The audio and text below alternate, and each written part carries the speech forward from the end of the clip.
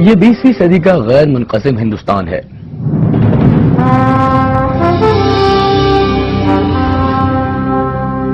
برطانوی سامراج پورے بر صغیر پر قابض ہے۔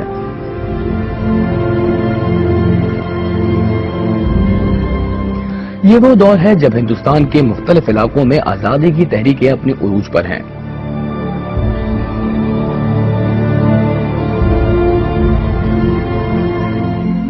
کانگریس اور مسلم لیگ انگریزوں سے آزادی حاصل کرنے کی جدوجہد کر رہی ہیں۔ بنگال کے حریت پسندوں کی رہنمائی سبھاش چندر بوس کر رہے ہیں۔ بھگت سنگھ جیسے باغیوں نے جرأت اور بہادری کی ایک نئی تاریخ رقم کی ہے۔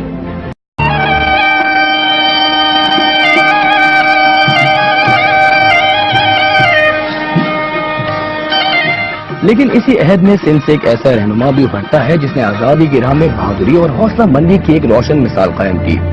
صبغت اللہ شاہ ثانی پیر پگارو ایک اہم روحانی پیشوا، انہوں نے برطانوی سرکار کے خلاف خود تحریک کو بام عروج پر پہنچایا۔ 20ویں صدی کے ابتدائی اشروں میں ہروں کی گوریلا جنگوں سے انگریز سخت خوف و ہراس کا شکار رہتے تھے اور طرح طرح کے چال بازیوں اور ظلم و ستم سے اس تحریک کو کمزور کرنے کی کوشش کرتے رہتے تھے۔ 1996 میں شاہ مردان شاہ اول پیر پگالا کے 2 مریدوں نے ضلع سانگھڑ کے جنگلات مکھی بیلا کو اپنا مرکز بنایا اور 2000 مربع میل کا علاقہ آزاد کرا لیا۔ 12 سراروں کے اس ٹولے کی جدوجہد تقریباً 12 سال جاری رہی۔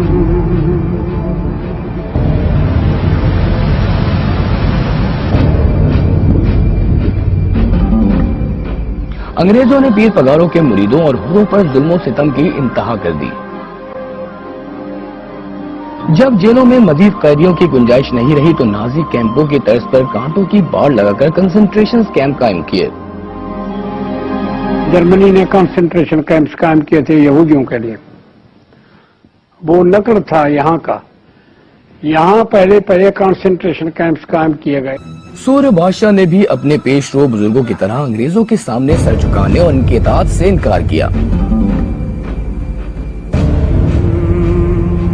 اور کنسنٹریشن کیمپس میں بھی بے بسی کی زندگی گزارنے والوں کو حکم دیا کہ وہ غلامی کا توق اتار پھینکیں اور آزادانہ زندگی گزاریں۔ تیز انتظامیہ صبغت اللہ شاہ ثانی کے گرد گھیرا تنگ کرنا چاہتی تھی اور بالآخر 1929 میں انہیں اغوا، قتل، حبس بھیجا اور ناجائز اسلحہ رکھنے کے الزامات میں گرفتار کر لیا اور انہیں پونا کی رتنا گڑھ جیل میں بھیج دیا گیا۔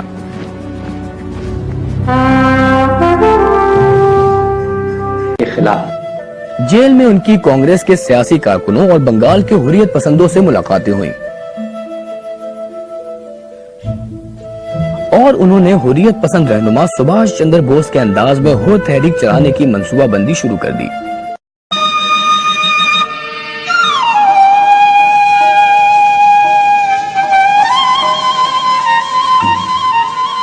8 سال تک جیل کاٹنے کے بعد صبغت اللہ شاہ ثانی سندھ واپس پہنچے تو انہوں نے سانگھڑ کے قریب ایک مرکز تعمیر کرایا جو گڑنگ بنگلے کے نام سے مشہور ہے۔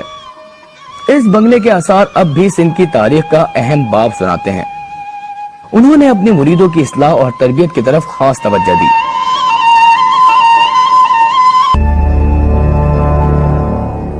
اسی دور میں انہوں نے ولایتی کپڑے کے بائیکاٹ کی تحریک بھی شروع کی۔ اس تحریک نے انگریز سرکار کی حروں سے نفرت کی آگ کو اور بھڑکا دیا اور ان کے خلاف سخت حکومتی اقدامات کیے جانے لگے۔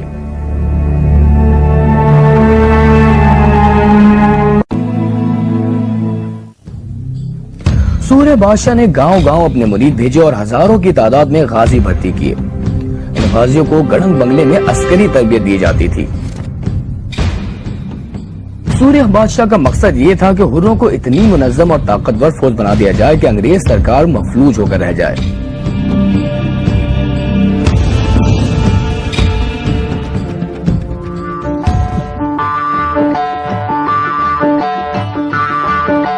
سید صبغت اللہ شاہ ثانی کی تعلیمات کی خاص بات ان کی مذہبی رواداری تھی۔ ان کا حکم تھا کہ مسلمان اور ہندو آپس میں اتفاق سے رہیں۔ اس دور میں انگریز حکومت کا وتیرہ تھا کہ سندھ میں ہونے والے ہر فتنہ و فساد کا ذمہ دار حروں کو ٹھہرایا جاتا،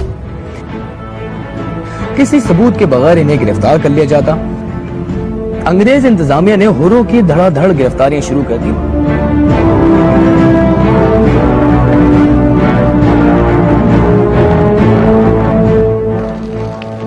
آزادی کی آگ بھڑک اٹھی تھی۔ آخر کار 1941 میں سوریہ بادشاہ کو کراچی میں نظر بند کر دیا گیا، مگر وہ نظر بندی توڑ کر گڑنگ بنگلے واپس پہنچے اور مریدوں کو منظم جدوجہد رکھنے کا حکم دیا۔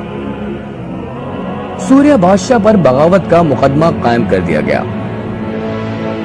قائد اعظم کو ان کا وکیل مقرر کیا گیا، مگر وہ اس مقدمے کی پیروی نہ کر سکے۔ اسی دوران گڑنگ بنگلے کا محاصرہ کر کے اس پر بم برسائے گئے۔ پیر گوٹ میں پیر صاحب کی حویلی اور گاؤں برباد کر دیے گئے۔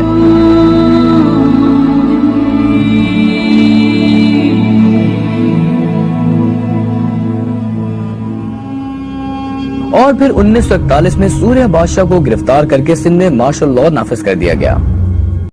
سوریہ بادشاہ پر سینٹرل جیل حیدرآباد میں مقدمہ چلایا گیا۔ حکومت نے انہیں کئی بار پیغام بھیجا کہ وہ معافی مانگ لیں تو پھانسی کی سزا سے بچ سکتے ہیں، مگر پیر صاحب نے حکومت کی ہر پیشکش ٹھکرا دی۔ اور پھر 20 مارچ 1943 کو تحریک آزادی کے سیروں کو تختہ دار پر لٹکا دیا گیا۔